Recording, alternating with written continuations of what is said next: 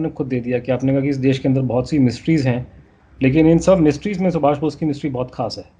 मतलब हमारे देश में आप शुरुआत करें सन 47 में जो पार्टीशन हुआ, उसमें इतने लाखों लोग मारे गए, कुछ हुआ, लोगों को कुछ याद नहीं रहा। हमारे देश की एक यहाँ पे लोगों में ऐसा कि हम लोग भूल जाते हैं चीज़ों को। कुछ मायनों में अच्छी बात भी है, लेकिन कुछ मायनों में अच्छी बात नहीं है वो। तो यहाँ इतनी बड़ी बड़ी घटनाएं, दुर्घटनाएं हो गई, प्रधानमंत्री मतलब 2 की हत्या हो गई, तीसरा का भी ऑलमोस्ट शास्त्री जी का केस जो है हत्या का ही लगता है। इतना कुछ हो गया उसमें, लेकिन लोगों के दिमाग में चीज़ें आती हैं, निकल जाती हैं। लेकिन ये एक ऐसा मुद्दा है सुभाष बोस का जो जनरेशन से, पीढ़ियों से चलता आ रहा है।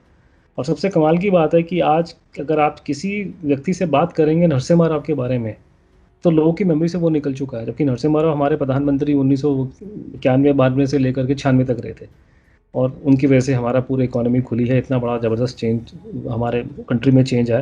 लेकिन पब्लिक मेमोरी इतनी शॉर्ट होती है, वाजपेयी का टाइम लोग भूल गए, शायद आने वाले 4-5 साल में मनमोहन सिंह की मेमोरी भी लोगों के दिमाग में बहुत कम हो जाएगी। तो उस देश में जहाँ पे पब्लिक मेमोरी इतनी वीक है हिस्ट्री को लेकर के, और लोग भूल जाते हैं चीज़ों को और याद नहीं रखते घटनाओं को। अब उसमें सोचिए, सुभाष बोस 1940 में, 41 में इस देश में आखिरी बार थे। वो तो 41 में छोड़ के चले गए, वो तो बाद में वो बाहर थे, और करते करते आईएनए का फेज़ आया, फिर वो 45 में उनकी डेथ होगी। लेकिन जो व्यक्ति सन 40 के बाद टेक्निकली इस देश में अवेलेबल ही नहीं है, उसको लेकर के आज आप देखिए कि कितना ज़बरदस्त, इतनी जनरेशन्स बीत गई हैं, 3-4 जनरेशन की बात है, आपके मेरे परदादा दादा के टाइम की बात है। उससे लेके आज तक ये इशू ऐसा है जो लगातार सुर्खियों में रहा है। और अब कभी भी, इनफैक्ट मैंने पार्लियामेंट के बहुत रिकॉर्ड चेक किए हैं, अगर पार्लियामेंट की आप प्रोसीडिंग्स देखेंगे देश की हमारी, और पार्लियामेंट के रिकॉर्ड चेक करेंगे, तो मेरे ख्याल से कोई ऐसा सेशन नहीं रहा हमारा सन 50 के बाद से जब उसमें सुभाष बोस का मुद्दा ना उठाओ पार्लियामेंट में। हर एक पार्लियामेंट के सेशन में कोई ना कोई मुद्दा, और सारे पार्टी के लोग पूरे देश से सवाल उठाते थे इसको लेकर। और मैं खुद भी जब से इस पूरे केस के साथ में जुड़ा हूँ, मैं पूरे देश में और देश के बाहर भी बहुत जगह जाके मैं लेक्चर देता हूँ, लोगों से बातचीत करता हूँ। और तो वही मतलब आप मतलब कि जो लोगों में इंटरेस्ट भारत कम्युनिटी के लोग को लॉस एंजलिस में है, वही इंटरेस्ट आपको गुजरात में नज़र आएगा लोगों को बात करते वक्त, कि आज के ज़माने के अंदर भी। और सबसे बड़ी हैरानी की बात है कि मोस्टली यंग पीपल इसमें इंटरेस्ट दिखा रहे हैं आज के टाइम पे, जो बहुत बड़ी बात है। तो कुछ ना कुछ तो खास बात है इसमें। अब सुभाष बोस वाला इसलिए कि इस देश में बहुत सी मिस्ट्रीज़ हैं, बहुत से यहाँ अजीब अजीब घटनाएं घटी हैं, बहुत सी दुर्घटनाएं घटी हैं, बहुत सी अच्छी घटनाएं घटी हैं।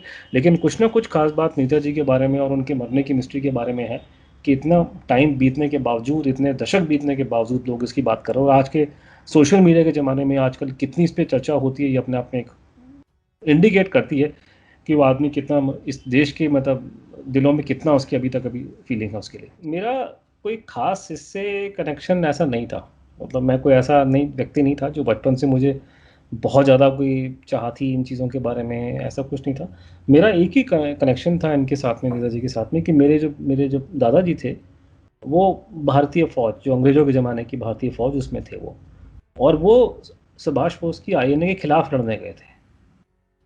तो मैं टेक्निकली, मैं तो उल्टी तरफ से मेरा मेरा कनेक्शन है। तो मेरा वहाँ से वो लिंक है। तो मुझे अपने परिवार की, मैंने कभी दादाजी को देखा नहीं अपने, लेकिन मैंने अपने परिवार की हिस्ट्री से मुझे इस बात का, मुझे शुरुआत से इस बात की मुझे नॉलेज थी कि भारत के आज़ाद होने का जो मेन कारण था कि भारत पे जो अंग्रेज राज कर रहे थे, भारत की फ़ौज के द्वारा कर रहे थे। और फ़ौज में ज़्यादातर भारतीय थे, अंग्रेज तो बहुत थोड़े यहाँ पे पूरे पूरे देश में मेरे ख्याल से 4-5 हज़ार भी नहीं होंगे। तो सारे उनके सिस्टम में, सिविल में, पुलिस में, मिलिट्री में सारे हिंदुस्तानी भरे पड़े थे। तो उन जो उसमें से जब सबसे इम्पोर्टेंट उनका जो वो उनका जो इंस्ट्रूमेंट था जिसके थ्रू वो राज करते थे, वो भारत सेना थी, भारतीय फ़ौज थी। ये भारतीय फ़ौज उनके खिलाफ हो गई सुभाष बोस की वजह से, आईएनए के खिलाफ, आईएनए की वजह से। तो इस चीज़ की मुझे नॉलेज अपनी फैमिली की हिस्ट्री से है, कि मैंने सुना कि मेरे दादाजी के साथ में क्या हुआ था, उन्होंने क्या देखा कोहिमा में, उस तरह की बातें। तो उसके लिए मुझे किताब पढ़ने की और हिस्टोरिकल वो पढ़ने की ज़रूरत नहीं है कि उसमें क्या लिखा था, ये मेरा नॉलेज है। वो बात करते करते 2001 में मैं हिंदुस्तान टाइम्स पे नौकरी करता था। तो वहाँ पे ये बात चल रही थी कि सुभाष बोस की डेथ पे उस टाइम पे इंक्वायरी कमीशन बैठ चुका था, मुखर्जी कमीशन बैठा हुआ था। तो वो मेरे को एक ख्याल आया कि इस पे यार लोग अपना टाइम वेस्ट कर रहे हैं, पूरी घटना पे इसके बारे में इधर की बातें कर रहे हैं। ये तो बड़ा छोटा सा केस है, इसको सॉल्व करने के लिए वो कहा जाता है कि उनकी अस्थियाँ वहाँ पड़ी हैं जापान में, रनकोजी टेम्पल में, तो हम उसका डीएनए टेस्ट क्यों नहीं करवा देते? क्योंकि ज़्यादातर लोगों को लगता है कि ये एक बहुत अच्छा तरीका है करवाने का। तो मेरे दिमाग में पहली बार से ये आइडिया आया था कि सुभाष बोस की मिस्ट्री को सॉल्व करने के लिए हमको डीएनए का सहारा लेना चाहिए और साइंटिफिकली इसको सॉल्व करना चाहिए। तो ये लेकर के मैंने पहली बार एक उस पर स्टोरी करने की कोशिश की, तो स्टोरी तो नहीं हुई, लेकिन मेरा थोड़ा सा वहाँ से इंटरेस्ट हल्का सा जागृत हो गया। उसके बाद एक्सीडेंटल था, मैंने खुद नहीं किया कुछ, मेरे मेरे ऑफिस के लोगों ने, मेरे कुलीग्स ने, सीनियर्स ने सोचा कि एक इन्वेस्टिगेशन की जाए इस केस के ऊपर, क्योंकि मुझे उसमें थोड़ा बहुत इंटरेस्ट था इस केस में, तो उन्होंने मुझे उसमें लगा दिया और एक टीम बनी, उसका एक मैं बहुत बड़ा हिस्सा बन गया। और वहाँ से जो मेरी कहानी हुई है मेरे साथ में, वो पूरी फिल्मी कहानी, मतलब आप समझ सकते हैं कि कहानी ये हुई कि हम 5-7 लोगों ने मिलकर इंक्वायरी करी। उसमें और भी लोग थे, सितांशु दास उसके हेड थे, जो बहुत पुराने सीनियर जर्नलिस्ट थे काफ़ी। और उस इंक्वायरी का कंक्लूजन ये निकाला गया सबने मिलकर कि प्लेन क्रैश में जो कहा जाता है उनकी मौत हुई है, वो नहीं हुई थी। और उसके बाद हमें मुखर्जी आयोग के सामने हमें गवाही देने के लिए बुलाया गया। मैं वहाँ पे गया, और मेरी और प्रणब मुखर्जी जो हमारे भूतपूर्व राष्ट्रपति थे, अब तो नहीं रहे हमारे बीच में, उनकी गवाही एक ही दिन हुई थी। तो वो गवाह नंबर 48 थे, मैं गवाह नंबर 50 से, दिल्ली के विज्ञान भवन में। तो हमने कमीशन मुखर्जी आयोग जो बना था उसके सामने गवाही दी, और उसमें हमें बुलाया गया था क्योंकि हम लोगों ने हिंदुस्तान टाइम्स के बिहाफ पे ये इंक्वायरी करके बोला कि साहब की प्लेन क्रैश की थ्योरी ठीक नहीं है। ये होने के बाद हिंदुस्तान टाइम्स के लोगों ने, बाकी मेरे कोलीग्स ने काम छोड़ दिया, लेकिन मैं थोड़ा सा उसके बाद अनसेटल हो गया। मुझे लगा यार, बड़ा बुरा लगा कि यार इतना देश के लिए इतना उन्होंने काम किया उस आदमी ने, उसकी वजह से हम लोग आज़ाद हुए, और वो अगर प्लेन क्रैश में नहीं मरा तो उस टाइम पे आपके दिमाग में एक ही थ्योरी निकल के आती थी कि जो हम सुनते आए थे बचपन से कि साहब वो तो रूस में थे, उनको रूस में मार दिया, रूस में कहीं साइबेरिया में उनको रखा गया था प्रिजन्स में। ये बातें हम लोग सुनते आ रहे हैं सब लोग बचपन से। उस टाइम पे मुझे गुमनामी बाबा के बारे में कुछ नहीं मालूम था मुझे, ये मैं बात कर रहा हूँ 2001 और 2 के बीच में, उस टाइम पे। तो ये खबरें जब ये मतलब ये जब घटना क्रम उस टाइम बढ़ा, तो मैं जब ये कंक्लूजन निकाल लिया पूरी टीम ने, हिंदुस्तान टाइम्स में उसको छाप भी दिया कि साहब प्लेन क्रैश की थ्योरी ठीक नहीं है, तो मैं बड़ा विचलित सा हो गया कि यार इतना उस हमारे लिए उन्होंने इतना देश के लिए किया, और वो आदमी इतनी गंदी मौत जाके मरे रूस के अंदर। तो मुझे थोड़ा सा बहुत बुरा लगा, और वो फिर मैंने अपने प्राइवेटली लोगों से इंक्वायरी करना शुरू कर दिया। और उसमें फिर मेरे पास में, क्योंकि मेरे को डेस्क जर्नलिस्ट था, मैं कोई बीट फॉलो नहीं करता था, मेरे पास कोई होम मिनिस्ट्री के नंबर नहीं थे, कुछ नहीं था। तो मैं यूजुअली अपने पर्सनल कॉन्टैक्ट से या लोगों से, मान लीजिए कि मेरी मुलाकात आपसे हुई, यार मेरे ऑफिस में काम करते हैं और आप होम मिनिस्ट्री को फॉलो करते हैं, तो मैं लोगों से रैंडमली पूछता था कि यार तुम्हारा कोई जानने वाला है, पीएमओ में है, कोई एमएचए में है, कोई आईबी में है, रॉ में है, ऐसे इसलिए करते। तो मैंने वो इन्फॉर्मेशन लोगों से इकट्ठी करनी शुरू कर दी यहाँ वहाँ से, तो बिट्स एंड पीसेस में करते करते करते, मतलब ये सिर्फ, मतलब आप समझ लीजिए कि मैं अंधेरे में गोली तीर चला रहा था, और एक तीर जो है वो निशाने पे लग गया। इसलिए लगा भी ऐसे कि उसकी मुझे मतलब तो मुझे किसी ऐसे व्यक्ति से मेरा कांटेक्ट हुआ जिसका नाता एक ऐसे व्यक्ति के साथ में था जो सरकार में बहुत ऊंची पोजीशन में था, और उसने फाइलें पड़ी हुई थी वहाँ पे। उन्होंने वहाँ से मुझे इन्फॉर्मेशन, जैसे फिल्मी अंदाज में फिल्म इन्फॉर्मेशन आई कि ये this is India's best kept secret, ये भारत का सबसे बड़ा रहस्य है, और भारत सरकार को मालूम है कि वो जिंदा थे, सरकार को मालूम है कि प्लेन क्रैश नहीं हुआ, सरकार को मालूम है वो रूस में गए थे। तो जब इतनी बातें, 3-4 बातें पता लगी, वो तो खैर ज़्यादा एक तरह से सरप्राइजिंग नहीं थी कि हमको भी कंक्लूजन हमने निकाल लिया था, लेकिन उसके बाद में उन्होंने जो मुझे इन्फॉर्मेशन दी कि the government of India was in touch with Subhash Bose until 1985। तो वहाँ सुन के मेरे होश उड़ गए कि ये क्या बात हो गई, जिस आदमी को हम लोग सन 45, 46, 50, 55 में मरा हुआ समझ रहे थे, ये 85 में कैसे आ गया। तो समझ में नहीं आया ये क्या बोला जा रहा था, मेरे तो नींद उड़ गई। तो ये इस बात, उसके बाद जब 85 से फिर मुझे याद आया कि मुझे, हम लोग जब हिंदुस्तान टाइम्स में हम लोग काम कर रहे थे, तो हमें किसी ने ईमेल डाला था फैज़ाबाद से, और हमको डॉक्टर बनर्जी, उन्होंने हमको बोला था कि 85 में उनकी डेथ यहाँ पे हुई थी। तो उस 85 जो से पकड़ के मैं डॉक्टर बनर्जी तक पहुँचा, उनसे बातचीत की, और तब जाके मेरा फैज़ाबाद का ये जो पूरा प्रकरण गुमनामी बाबा का, मैं उस तक पहुँचा। नहीं तो उससे पहले मुझे कुछ इसका आइडिया भी नहीं था।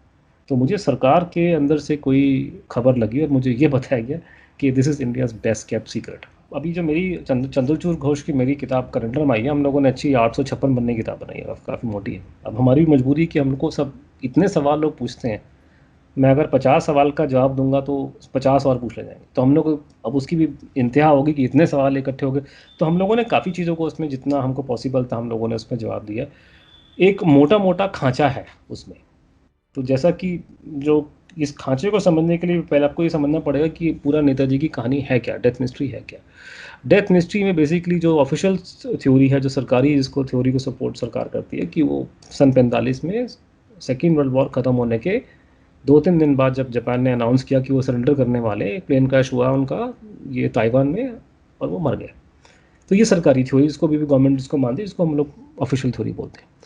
दूसरी थ्योरी जो भारत की सबसे खतरनाक कंस्पिरेसी थ्योरी है, जिसको सुब्रमण्यम स्वामी और जनरल जी डी बख्शी जैसे लोग पब्लिकली स्पाउस करते हैं, और जिसके बारे में हम सब लोग सुनते आ रहे हैं बचपन से कि नहीं वो प्लेन क्रैश में नहीं मरे, वो रूस में थे और रूस में उनको मार दिया गया साइबेरिया में कभी स्टालिन के द्वारा, और उसमें हमारी गवर्नमेंट का हाथ था, हम लोगों ने कुछ उनको बोला। भगवान करे सच ना हो, लेकिन ये सुनने में बहुत कॉमन है। इनफैक्ट जब हम लोग बचपन में स्कूल में थे छोटे, हमें टीचरों ने हमको ये बातें बताई थी। तो ये मेरे ख्याल से दिल्ली में कोई भी व्यक्ति जो बड़ा हुआ हो, कम से कम पूरे नॉर्थ इंडिया में, ये शायद हर एक घर में ये बच्चा सुनता है ये कहानी कि साहब वो मरे नहीं थे और ये रूस में थे। तो ये सभी को इस बात का एक मतलब ये फोकलोर बन चुकी है करके। तो वो बातें, ये दो थ्योरियाँ हैं, तो ये थ्योरियाँ पे ही सारी डिस्कशन डिबेट चलती आई है कम से कम शुरुआत से लेकर के 2000 तक। 2001 में जब मैंने हिंदुस्तान टाइम्स में इंक्वायरी करी और मैंने स्टार्ट किया, तो मैंने एक पहलू को बाहर निकाला। वो निकालने वाला पहले मैं नहीं था, मुझसे पहले लोगों ने काम किया था कि 85 में जब ये एक संत की मृत्यु होती है फैज़ाबाद में, तो बवाल मच गया कि साहब ये आदमी सुभाष बोस थे। तो मीडिया ने वहाँ पे उस ज़माने में काफ़ी योगदान दिया उस इशू को उछालने में, बाहर लाने में।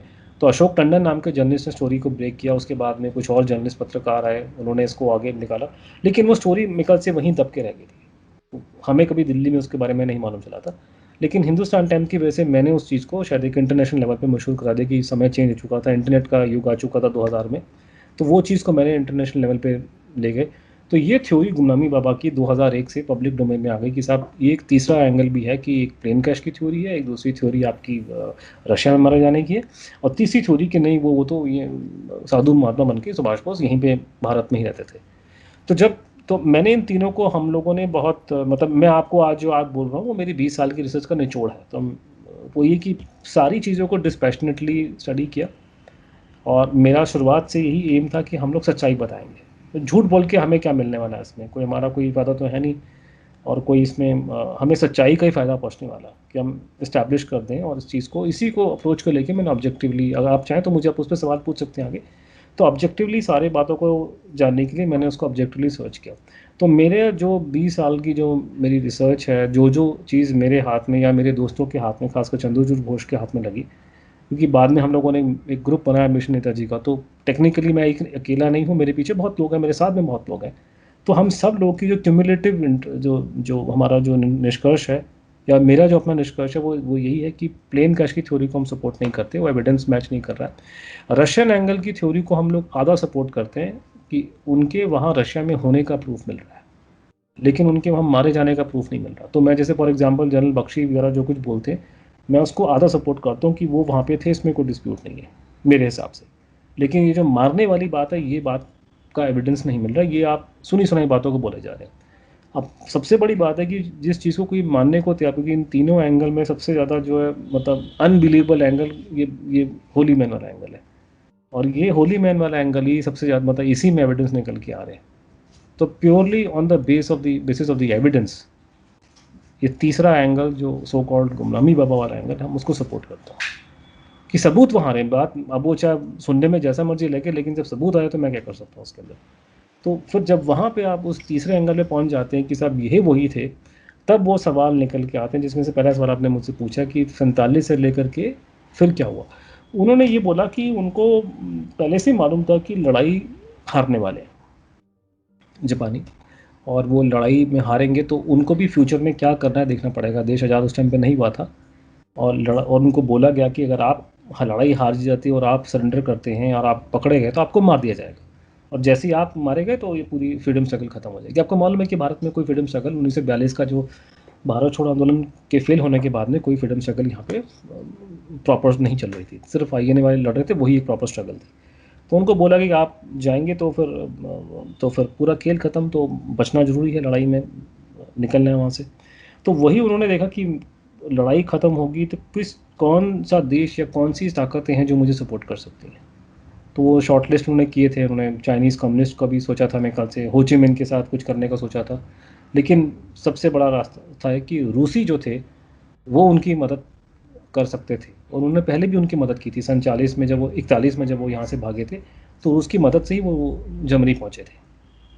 तो वो फिर वो वही प्लानिंग करके, लड़ाई ख़त्म होने से पहले उन्होंने शायद प्लानिंग कर ली थी कि हम लड़ाई ख़त्म होते ही हम कोई नकली न्यूज़ जनरेट करके रूस में चले जाएंगे। तो ये वहाँ पे रूस में गए, और रूस में थोड़े टाइम तक उनको छुपा के रखा गया साइबेरिया में। साइबेरिया एक पूरे शहर है वहाँ पे सब लोग वहाँ कैदी नहीं होते, तो वो वहाँ पे थे, उनको रखा गया वहाँ पे उनको। और मेरे ख्याल से शुरू शायद हो सकता है कुछ टाइम पे कुछ कन्फ्यूजन में शायद उनके साथ में व्यवहार अच्छा ना हुआ हो, लेकिन ओवरऑल उनसे व्यवहार काफ़ी अच्छा हुआ, कम से कम बाद के स्टेज में बहुत ही वो ठीक था। फिर उनका जो दावा था कि वहाँ जाकर के उनकी स्टालिन वगैरह से अच्छी बातचीत होनी शुरू हो गई थी। कोई ऐसा कोई काम उनको दिया गया, उन्होंने स्पेसिफाई कभी किया नहीं कि कोई उनकी मुसीबत उन्होंने सॉल्व कर दी थी वहाँ पे, कोई राजनीतिक कोई इशू था वहाँ पे। वो होने के बाद वो 1949 के आसपास वो चाइना की तरफ को गए थे। रशिया ने उनको वहाँ भेजा, कोई डिप्लोमेटिक, क्योंकि चाइना एकदम से निकल के माओ ने उसको डिक्लेयर कर दिया था एज ए चाइनीज़, जो उनका जो बना है स्टेट जो है, उस टाइम पे ये वहाँ पे गए हैं। थोड़े टाइम पे चाइना में रहे, चाइना से वापस आए उधर, और वहाँ से करके 1950 के बाद 51 हो सकता है, 52 हो सकता है, वो फिर यहाँ पर आ गए।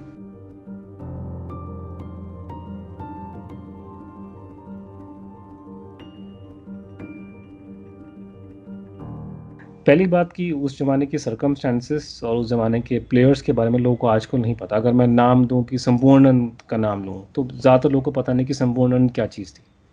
यूपी के मुख्यमंत्री थे सन 50-55 के आसपास। तो लोगों फिर उनके क्या कॉन्टेक्ट है सुभाष बोस के साथ में एक्सेट्रा। बाहर निकल के नहीं आए, ये एक बहुत कॉम्प्लेक्स मुद्दा है। उसके अलग अलग पहलू हैं, अलग अलग टाइम फ्रेम में अलग अलग रीजंस थे।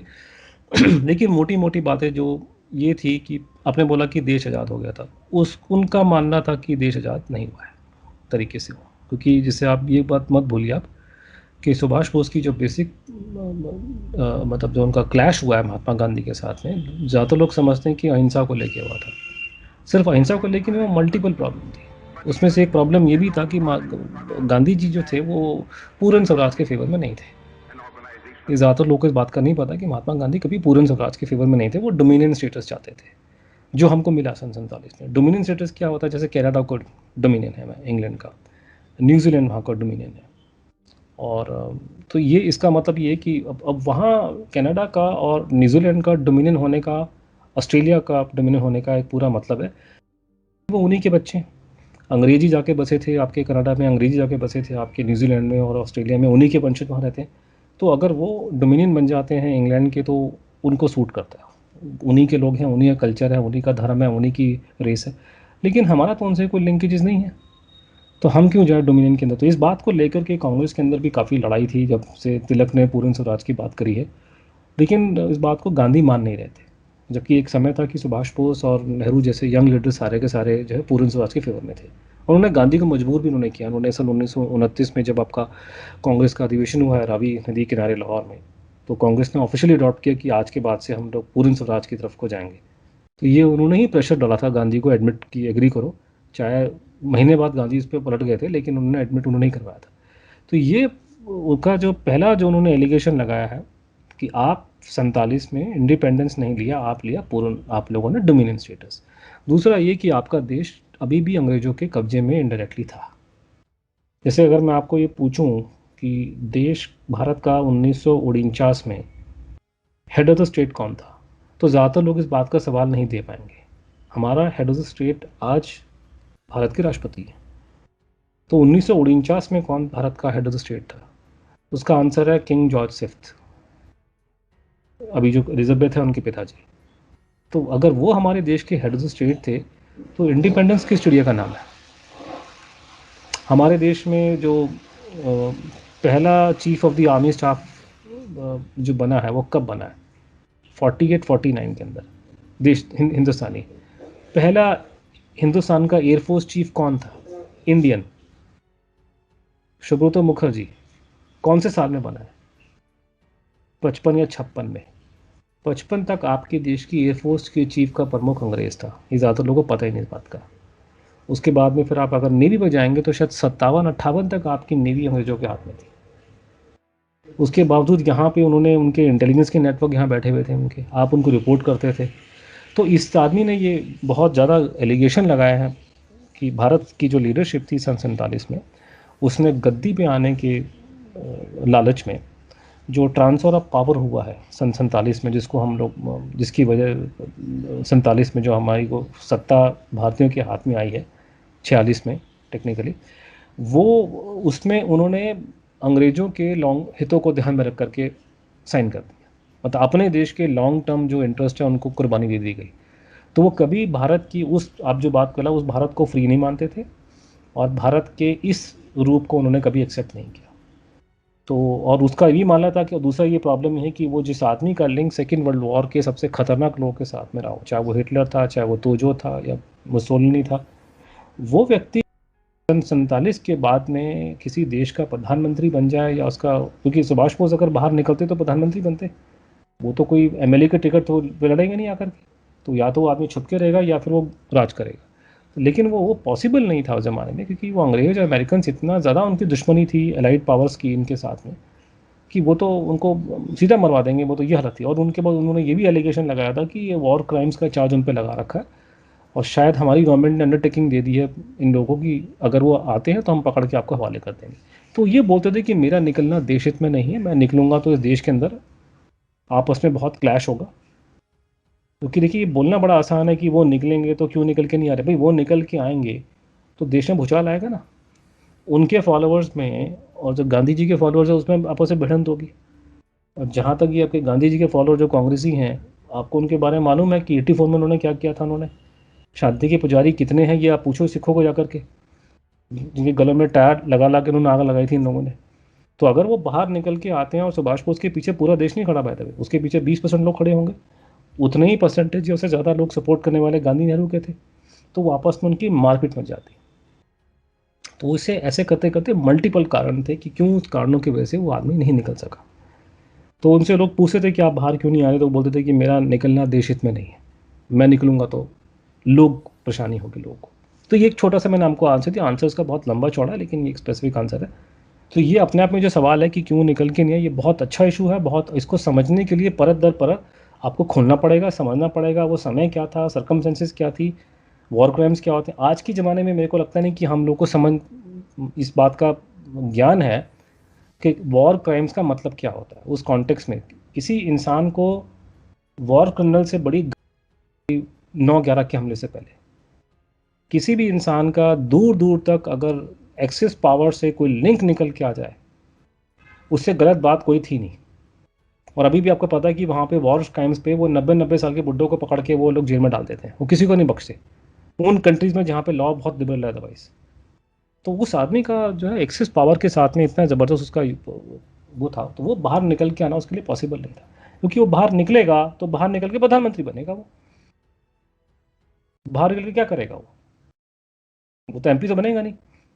तो उसको, आपको लगता है कि अमेरिका, यूरोप और ये पूरी शक्तियाँ हैं उसको बनने काम करने देंगे, या देश के लोगों से काम करने देंगे जो उसके खिलाफ में थे।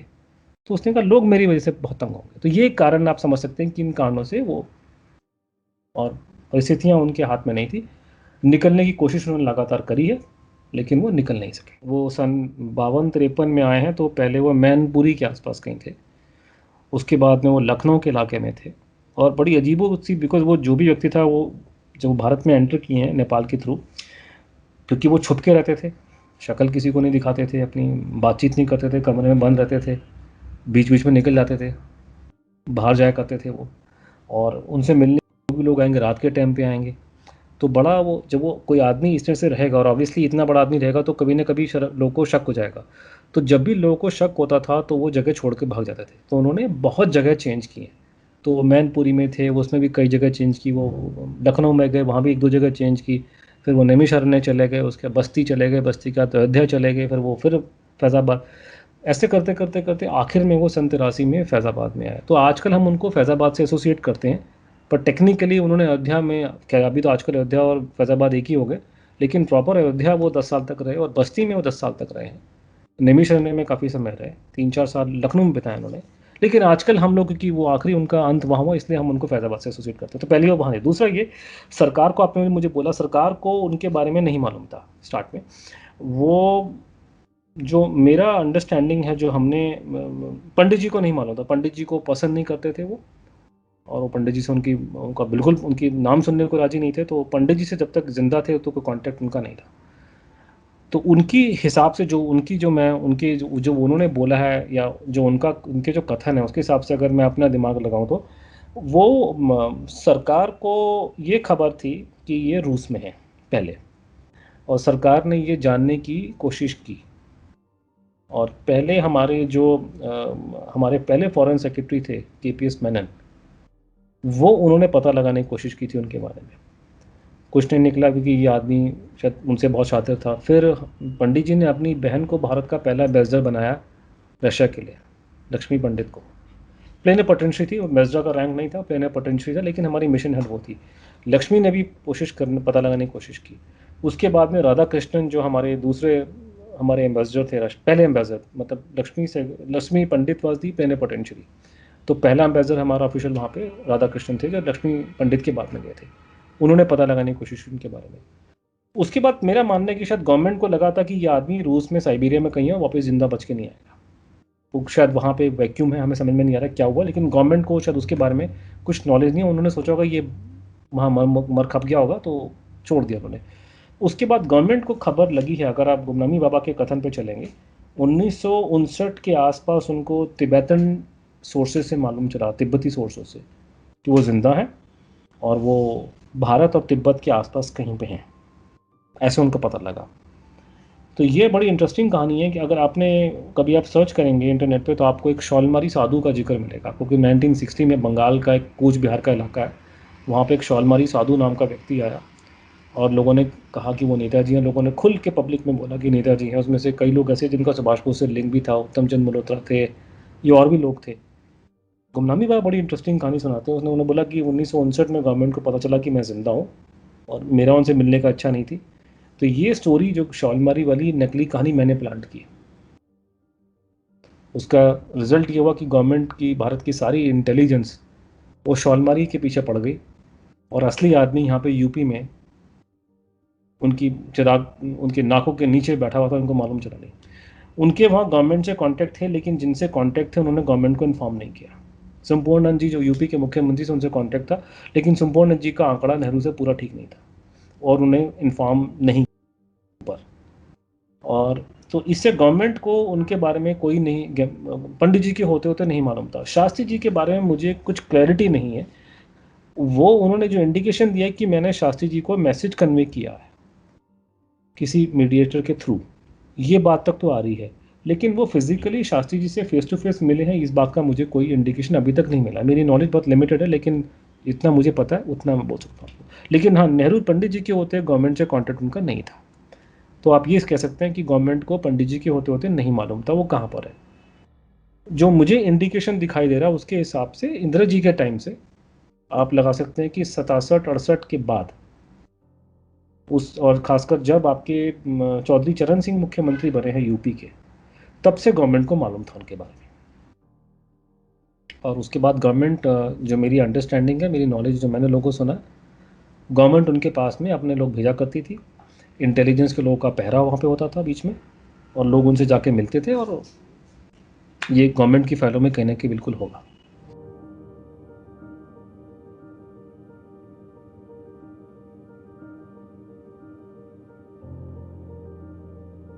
अगेन, पहले आपका मैं एक सवाल का जवाब, आपको पहले मैं डी क्लासिफिकेशन की हिस्ट्री बताऊं, जो आजकल जो आपने बोला कि नेताजी के परिवार ने डिमांड किया था। एक्चुअली ये पूरी कहानी शुरू होती है हम 2012 में, जब मेरी किताब India's biggest cover up I. तो मुझसे पहले लोगों ने, या जो मैंने और मेरे दोस्तों ने ग्रुप बनाया था मिशन नेताजी, हमारे एक्टिव होने से पहले लोगों ने कहा था हाँ फाइल बाहर निकल के आनी चाहिए, ये बातें बोल, लेकिन वो कभी तरीके से उस डिमांड को पेश नहीं किया गया था। हमने उसको बहुत साइंटिफिकली और बिल्कुल स्ट्रक्चर्ड तरीके से अप्रोच किया कि हम लोगों ने 2005 से सूचना का आयोग, सूचना का जो कानून था उसको यूज़ करके हमने सरकार से बहुत सी फाइलों की डिमांड करी, इन्फॉर्मेशन उनसे मांगी, पीएमओ से हमने इन्फॉर्मेशन इकट्ठी की कि आपके पास में कितनी फीसें। फॉर एग्जांपल, मैंने 2006-07 में प्रधानमंत्री ऑफिस से पूछा कि आपके पास सुभाष बोस से जुड़ी कितनी फाइलें हैं, तो उन्होंने बोला 33 फाइलें हैं, तो उनकी लिस्ट मुझे दी जाए। ऐसे करते करते हमने विदेश मंत्रालय से, यहाँ से, और इवन फॉरेन कंट्री से, मैंने अमेरिकन सीआईए से भी डॉक्यूमेंट निकलवाए, मैंने वहाँ की अमेरिकी सूचना का अधिकार इस्तेमाल करके मैंने वहाँ से भी डॉक्यूमेंट बाहर निकाले, इंग्लैंड को चिट्ठी लिखी, ऑस्ट्रेलिया को चिट्ठी लिखी, बहुत जगह बात की। तो हमने ये पूरा खांचा तैयार किया, पूरी इन्फॉर्मेशन इकट्ठी करी हम लोगों ने, और वो मैंने अपनी किताब 2012 में इंडियाज़ बिगेस्ट कवर अप जो है उसमें डाला, और उसके अंदर मैंने एक पूरा चैप्टर लिखा। उस मायने में मेरा वो चैप्टर सारी जितनी भी लोगों ने मुझसे पहले इस इशू के पहले किताब लिखी होगी, एक मैंने बहुत अलग था कि मेरा अप्रोच हमेशा इस केस को सॉल्व करने का था। मैं सिर्फ लोगों को कहानी सुनाने के लिए नहीं आया था कि साहब ये कहानी है, वो मरे थे नहीं मरे थे, वो लोगों ने पहले ही बोला था। मेरा पूरा अप्रोच था कि ये प्रॉब्लम है, इसको सॉल्व करना चाहिए। जैसे हमारे दिल्ली में आरुषि तलवार वाला केस हुआ था, तो आपने सॉल्व करना है, उसको इंक्वायरी करनी है। सिर्फ आपको ये बताऊं कि ये मर्डर हुआ था, ये हुआ था, उससे फ़र्क नहीं पड़ता, वो ठीक है, वो अलग अपनी जगह पे। तो वहाँ पे एक मैंने चैप्टर लिखा कि इस केस को आप कैसे सॉल्व कर सकते हैं। तो उसके अंदर मैंने 10 स्टेप गिनाए कि आपको गवर्नमेंट को और हम लोग को ये स्टेप लेने चाहिए। और उसके अंदर सबसे इंपॉर्टेंट स्टेप था कि डीक्लासिफिकेशन जो है, कि सरकार के पास जो फाइलें हैं, चाहे वो मरे हों 45 में या 85 में, इस टाइम पे, इस समय पे आप सीक्रेट फाइलें नहीं रख सकते। और उसमें एग्जांपल मैंने क्योंकि आपने बात करी है कि अमेरिका और यूरोप की, इंपॉर्टेंट होता है क्योंकि हमारा जो देश, जो आपको पता है कि हम लोग 200 साल तक अंग्रेजों के गुलाम रहे थे, वो गुलामी अभी अभी जाएगी नहीं आराम से। और हमारी जितनी हमारी जो एलीट क्लास है, जो देश की रूलिंग क्लास है, उसमें से 95% का बच्चा यूरोप अमेरिका में ही रहता है, और वो आने का इच्छुक नहीं है वापस भारत में, वहीं रहना चाहता है, और वो वहीं के बन के रह जाते हैं। तो उनको भी वहाँ की बात है। अगर आप कोई मान लीजिए मेरे पास में 2 एग्जाम्पल हो सुनाने के लिए, एक एग्जाम्पल देश का हो, एक विदेश का हो, तो विदेश का सुनाने में ज़्यादा लोगों को समझ में आती है बात। तो मैंने उसमें पूरी किताब में उनको समझाया कि अमेरिका में, यूरोप में और कंट्रीज़ में कैसे डीक्लासिफिकेशन होता है, कैसे नहीं होता, कैसे उसको इस्तेमाल किया गया, तो हम कैसा क्यों नहीं कर सकते। तो वो पूरा खांचा मैंने इंडियाज़ बिगेस्ट कवर अप में तैयार किया। मैं कलकत्ता में किताब को रिलीज़ करने गया, वहाँ नेताजी के परिवार से मेरी बातचीत हुई, तो मैं उनसे मिला, हमारे आपस में मीटिंग हुई। मीटिंग के बाद उनको मैंने बोला कि देखिए, जब तक हम लोग सड़कों में नहीं निकलेंगे इस को लेकर के, जैसे कि एक नया ट्रेंड हुआ है कि दिल्ली में या कोई भी बड़ा मुद्दा होता है, कोई भी कुछ गलत बात होती है, लोग सड़कों में निकलते हैं, कैंडल मार्चेस करते हैं। आरुषि वाले केस में कैंडल मार्च निकले थे, वो जैसे कलाल वाले केस में लोगों ने धरने दिए थे, कुछ हुआ था। कलकत्ता में भी होता रहता है चीज़ों को लेकर। मैंने कहा जब तक आप इस तरह की एक्टिविटी नहीं करेंगे, तब तक कुछ नहीं, कोई इतना पुराना मुद्दा है, लोगों को फर्क नहीं पड़ना। कम से कम आप पब्लिक को हाईलाइट करो, मीडिया में हाईलाइट करो, उसके लिए इवेंट्स करना जरूरी है, प्रेस कॉन्फ्रेंसेस करो। और उसमें तो उन्होंने मुझे बोला कि ये आप बंगाल में क्यों करना चाहते हो। मैं, बंगाल आपका होम स्टेट है नेताजी का। वो कहते हैं नेताजी तो देश को बिलोंग करते हैं। नेताजी देश को बिलोंग करते हैं वो तो ठीक है, लेकिन सौरव गांगुली भी तो पूरे कैप्टन तो पूरी भारत की टीम का था ना। उसको फिर रॉयल बंगाल टाइगर क्यों बोलते हैं आप लोग। भाई, थे तो वो देश का आदमी है, लेकिन बंगाल में अटैचमेंट ज़्यादा है और सपोर्ट सिस्टम थोड़ा ज़्यादा होगा। मैंने कहा यहाँ पे करने का फ़ायदा ये कि यहाँ पे सपोर्ट सिस्टम ज़्यादा है, यहाँ पे लोग ज़्यादा होंगे, यहाँ पे आपके इधर आपके आप लोग भी हैं, फैमिली यहाँ पे है, और मीडिया भी थोड़ा सा सपोर्ट होगा, तो मैं यहाँ काम करना चाहिए। दूसरा ये कि आपके परिवार के अंदर बहुत बड़ी प्रॉब्लम है कि आपके परिवार का एक छोटा सा धड़ा है, वो इस बात को वो सपोर्ट करता है कि वो प्लेन क्रैश में मर गए थे, और ये धड़ा बहुत पावरफुल है कि उसके कनेक्शन कांग्रेस पार्टी के साथ में। तो पब्लिक को ये नहीं बताते कि हम लोग कांग्रेसी हैं, वो बोलते हैं हम नेताजी के परिवार के हैं, हम प्लेन क्रैश की कहानी ठीक है। तो इसको भी काउंटर करना बहुत ज़रूरी है। तो वो काउंटर लोहे को लोहा काटता है। मैं बोलूँगा तो लोग मेरी बात नहीं मानेंगे, बोलेंगे किताब बेचने के लिए आ रहा है इसलिए बातें बोल रहा है। आप उसके परिवार है, आप सड़कों में निकल के लोगों को सच्चाई बताओ कि आपके खानदान में कोई आदमी इस बात को नहीं मानता सिवाय उन 2-4 कांग्रेसियों के अलावा। सब लोग इस चीज़ के फेवर में है कि उनका डेथ नहीं हुआ था, इस पर कोई सोल्यूशन होना चाहिए। तो एक इमोशनल अटैचमेंट लोगों की उससे हो जाएगी। तो उस प्रोग्राम को हमने इफेक्ट किया, परिवार के लोग और हम लोगों ने मिल करके रैलियाँ निकाली, मतलब प्रोग्राम किए, प्रेस कॉन्फ्रेंसेस की। तो ये जो आपका सवाल ये कि जो डिक्लासिफिकेशन परिवार की वजह से नहीं हुआ था, उसमें हमारा हम पीछे लगे हुए थे। बेसिकली हमारा रोल था, हमने उन्हें आगे खड़ा कर दिया। तो इसलिए, और लेकिन है कि करते करते हम लोग सरकार तक पहुँचे। मोदी जी तक हमारा कांटेक्ट हुआ था 2013 में, परिवार का। और परिवार को हमने ही ये सजेशन दिया था, मिशन नेताजी और मेरे चंद्रचूड़ घोष, मैंने और हमने बोला कि आप इस इशू को वही आदमी उछाल सकता है जो कांग्रेस पार्टी से कोएग्जिस्ट नहीं करेगा। भाजपा के अंदर ऐसे बहुत से नेता हैं जो कांग्रेस पार्टी से कोएग्जिस्ट करते हैं। आप सुबह जाइए दिल्ली के लोधी गार्डन में, वो इकट्ठे घूम रहे होते हैं बैठकर, वो कभी इस केस को नहीं हाथ लगाएंगे। आपस में उनकी बहुत अच्छी भाई बहनगी है, वो एक दूसरे के गड़े मुर्दे नहीं उखाड़ने वाले।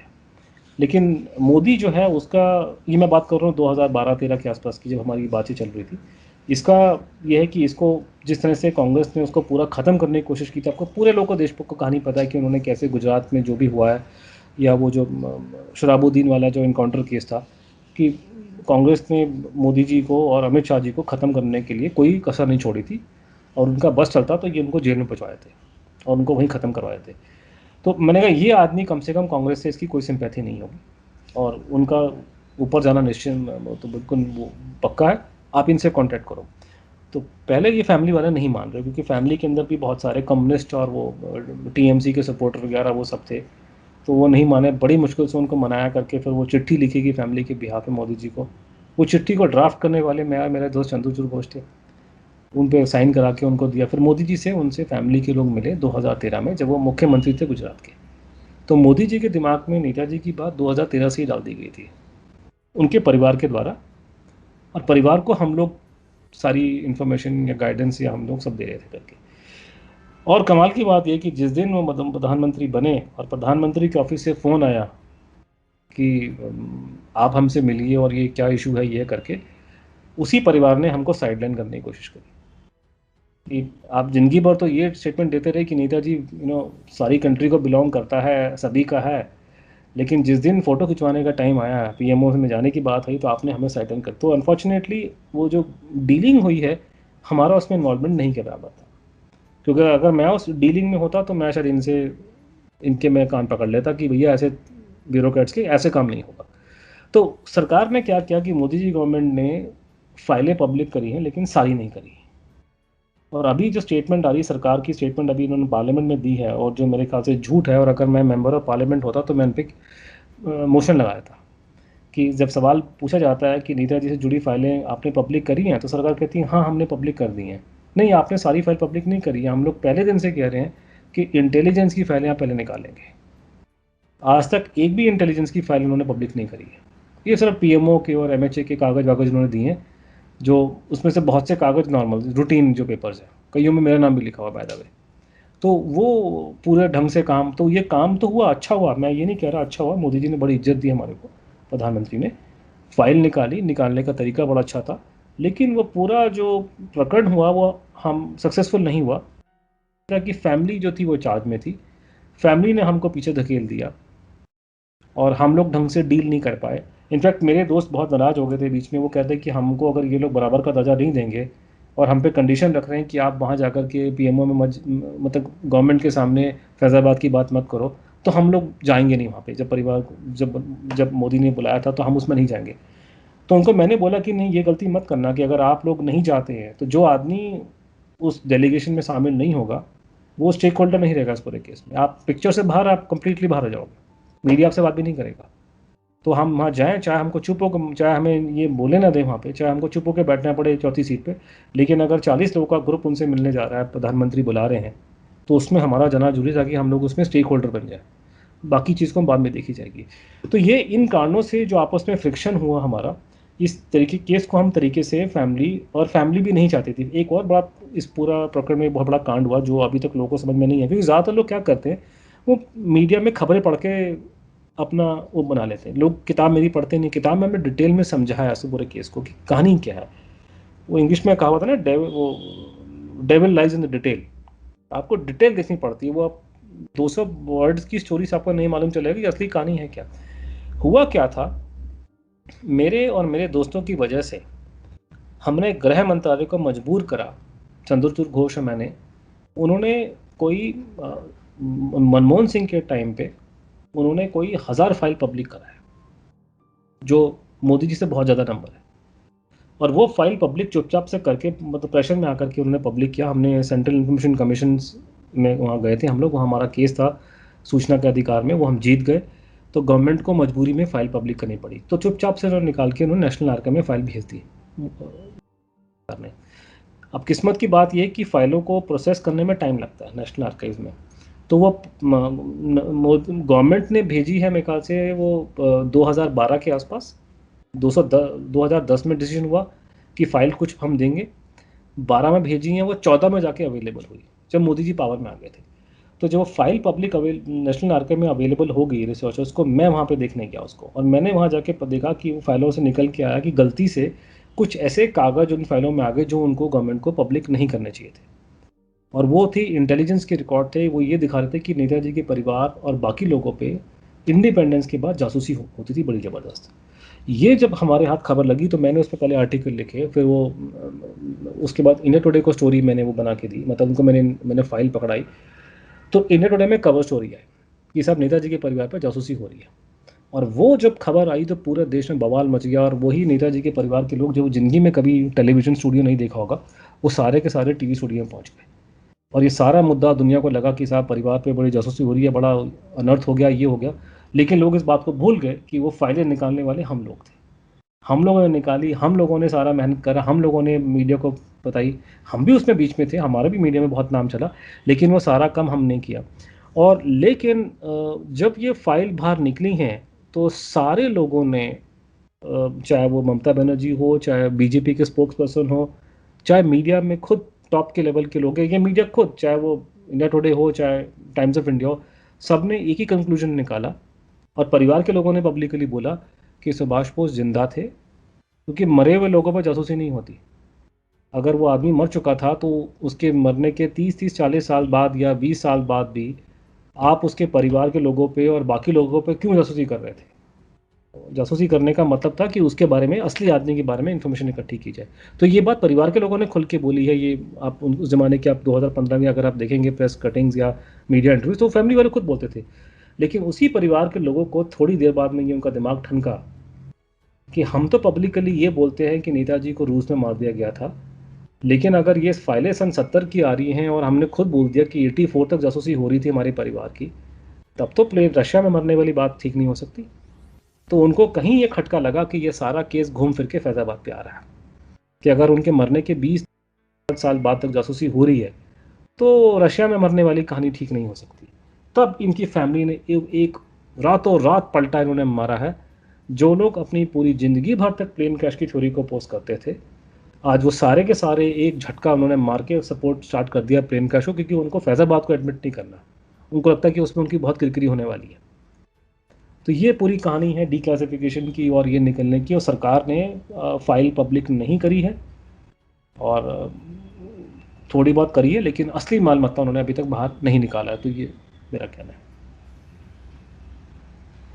मेरा जो second part of the question था कि वो यही था कि ये कोई भी गवर्नमेंट हो, left wing, right wing, centre, कोई भी हो, ये सारे इतना डरते क्यों हैं? वो देखिए अगर आप उसका उसका वैभव जी उसका आंसर ये होता है कि दिल्ली का जिम खाना क्लब आपने देखा होगा, आपने पीएमओ के साथ में ऑफिसर जिम खाना क्लब, चाहे आज के बात हो, चाहे आज से 10 साल पहले हो, चाहे 20 साल पहले हो, चाहे 30 साल पहले, या 40-50-60-80-90 साल पहले अंग्रेजों के ज़माने में, वो कोई फ़र्क नहीं उसके अंदर।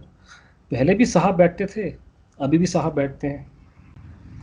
तो देश की जो रूलिंग क्लास है हमारे यहाँ, जो रूलिंग एलीट है, उसके माइंडसेट में कोई फ़र्क नहीं आया है। वो उसका वही होता है कि मतलब शरीर यहाँ रहता है दिल्ली में, आत्मा उनकी न्यूयॉर्क में रहती है। बच्चा तो ऐसे ही सेटल उनका वहीं होता है ज़्यादातर लोग का। कोई मजबूरी का मारा बेचारा को छोड़ना पड़े तो आता, नहीं तो कोई वापस नहीं आता। ये तो पहली बात ये कि कोई आपका जो रूलिंग एलीट क्लास का कोई फ़र्क नहीं पड़ता, पार्टी किसी पार्टी का हो, किसी जमात का हो, वो सारे के सारों का सोचने का तरीका एक होता है।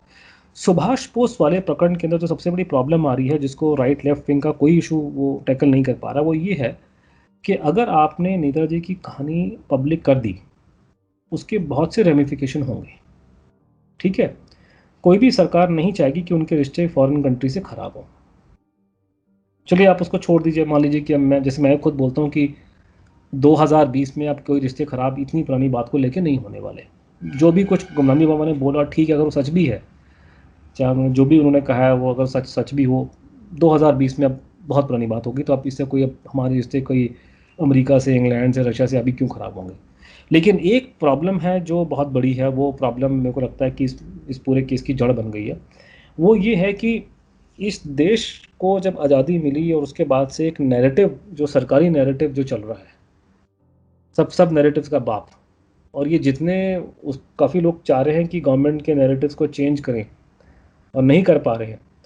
ये नैरेटिव जो सरकारी नैरेटिव है, जिसको सरकार सपोर्ट करती है, सरकार की पूरी ताकत उस पर लगी हुई है, उस पर अरबों रुपए का खर्चा होता है हर साल का, पूरे दुनिया में काम होता है उसको लेकर। वो नैरेटिव क्या है? वो नैरेटिव ये है कि भारत को जो फ्रीडम, जो हमारा देश जो आज़ाद हुआ, जो देश बना, इस स्वरूप में आया, जिस स्वरूप में आज है, वो खड़ा करने में मेन आदमी था महात्मा गांधी। ये सरकारी नैरेटिव है।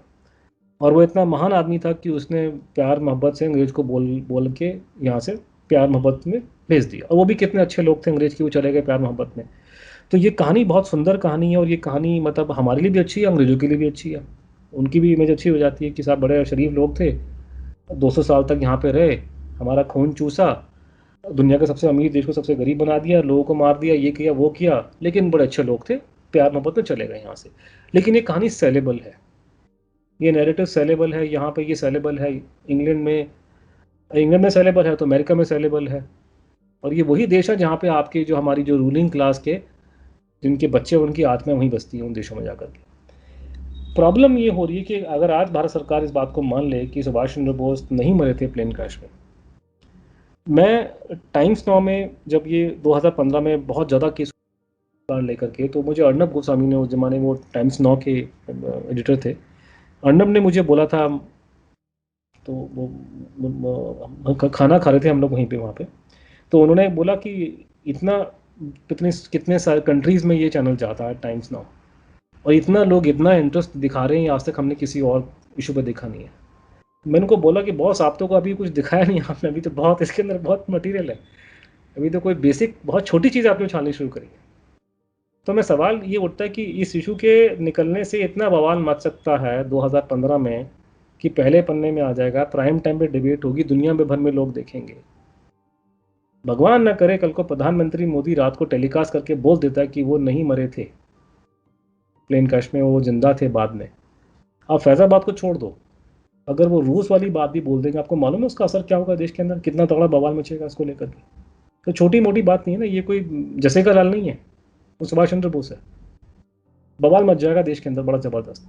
तो जब बवाल मचेगा तो बात घूम फिर के फिर सारी स्पॉटलाइट होगी नेताजी की पूरी लाइफ, फिर बात घूम फिर के आएगी कि यार देश को आज़ाद तो करवाया सुभाष बोस ने, और सारा का सारा इन्होंने सेहरा बांध दिया गांधी जी के सर पे। तो वहाँ लोग को गुस्सा आएगा, अब लोग कहेंगे नहीं इसको ठीक करो, ये तो आप गलत। अब जब बात निकलेगी, लेकिन प्रॉब्लम ये है कि जो आपकी रूलिंग क्लास जो है, आपकी जो रूलिंग एलीट है, साहब लोग जो हो गए, सेक्रेटरी साहब हो गए बड़े बड़े इनके, जिन लोगों ने 50 60 70 साल से गांधी भक्ति करके अपना अपना नाम कमाया है, जिनको गांधी भक्ति करने का फ़ायदे होते हैं, सबसे बड़ा फ़ायदा ये कि अमेरिका यूरोप में ये माल बिकता है, जहाँ उनकी फैमिली सेटल है सब लोगों की। गलत नहीं है फैमिली सेटल करना, मैंने कभी नहीं बोला, मेरे भी बहुत से मित्र हैं, मैं भी खुद वहाँ जाता रहता हूँ। लेकिन आपने अगर यही करना है कि मैंने ख़ानदानी वहाँ सेटल करना है, और आप मुझे दुनिया को मैं देखूंगा उसी नज़रिए से जो नज़रिया न्यूयॉर्क में सेट होगा, तो भैया फिर तो मुझे फिर आपके नज़रिए से मतलब नहीं है। तो आपको पता है कि हमारी इलीट क्लास का क्या रवैया क्या होता है। काला अंग्रेज का कॉन्सेप्ट क्या है कि गोरे अंग्रेज थे, वो आए चले गए, काले अंग्रेज बैठ गए। गोरे अंग्रेज का भी बच्चा ऑक्सफोर्ड में पढ़ेगा, काले का भी ऑक्सफोर्ड पढ़ेगा, वो भी साहब वो भी साहब। हमें बोलते हैं कि हिंदी मीडियम में जा, तेलुगु मीडियम पढ़, बंगाली मीडियम पढ़, खुद का बच्चा पढ़ेगा आपका अमेरिका में, ताकि मैं उसको गुलाम करके उसका।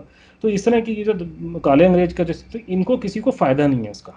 और दूसरा ये कि सुभाष बोस को यूरोप अमेरिका में ब्रांड करना बड़ा मुश्किल है, क्योंकि वो सेकेंड वर्ल्ड वॉर में उनके खिलाफ था। तो ये जिन लोगों को ये जो गांधी का नाम जब के जो 50-60 साल से पूरी इंडस्ट्री खड़ी हो गई है कि लोगों ने दबा के पैसा कमाया उसके ऊपर, दुनिया जहान भर की यूनिवर्सिटियाँ खोल दी उन्होंने, बेकार बेकार की उलूल जुलूल बातें करते फिरते हैं। आपको एग्जाम्पल दूंगा, आपका होश उड़ जाएंगे सुन करके। हमारा आज की बात करें, हमारा रक्षा मंत्री राजनाथ सिंह, आप गूगल पे उसके यूट्यूब में टाइप कीजिए, वो कह रहा है कि हम लोग आप गांधी जी के रास्ते पे चलेंगे। जिस देश का रक्षा मंत्री गांधी के रास्ते पे चलने की बात कर रहा है, मेरे तो राष्ट्रीय सुरक्षा खतरे पे है बड़ी जबरदस्त। कि गांधी जी ने क्या बोला था फौज के बारे में कि फौज को डिसबैंड करो, क्या बोला था उन्होंने कश्मीर के बारे में कि भारत पाकिस्तान से लड़ाई नहीं लड़ेगा। उन्होंने साफ बोला कि अहिंसा की ताकत इतनी ज़्यादा है कि एटम बम फैल जाएगा उसके सामने। सुबह शाम आप बच्चों को बरकला रहे हैं कि गांधी के रास्ते पे चलो, अगर बच्चे अगर गांधी के रास्ते पे चलेंगे तो फौज में कौन जाएगा? इनके बच्चे तो जाएंगे नहीं, जो साहब लोग के बच्चे तो जाते नहीं, ना मंत्री के जाएंगे, ना संत उनके, ना ये ब्यूरोक्रेट्स के जाएंगे। जो आपके बैठते हैं सारे बड़े बड़े क्लबों में शाम को, जो देश की रूलिंग एलीट है, इनके बच्चे तो नहीं जाते आपके फौज में। वो तो अमेरिका में जाएंगे, वो तो गूगल में नौकरी करेंगे, वो तो सिलिकॉन वैली में जाते हैं, वो तो लंदन में काम करते हैं किसी बैंकर्स के पास में। तो ये जो पूरी जमात है, इसको कोई फ़ायदा नहीं है किसी छानने का, और वो गांधीवाद को प्रमोट करने का इनको दबा के फ़ायदे हैं। सबसे बड़ा फ़ायदा है कि वेस्टर्न कंट्रीज में माल बिकता है, तो अगर ये सुभाष बोस की कहानी निकलेगी तो ये पूरा का पूरा जो ये जो उन्होंने बिल्डिंग खड़ी की है, ये झूठ का पुलिंदा, दे दी हमें आज़ादी बिना खड़क बिना ढाल, ये पूरी बिल्डिंग गिरेगी। और इसलिए वो लोग जिन्होंने 70-80 साल से इस झूठ की बिल्डिंग से इन्होंने बहुत पैसा कमाया, नाम कमाया, और वो कंट्री को राज कर रहे हैं, वो नहीं चाहते कि सच्चाई सामने निकल के आए। तो ये इसका एक बताने का तरीका है कि ये क्यों ये सरकार चाहे लेफ्ट की हो चाहे राइट की हो, इसको क्यों हाथ नहीं लगाते हो इसको।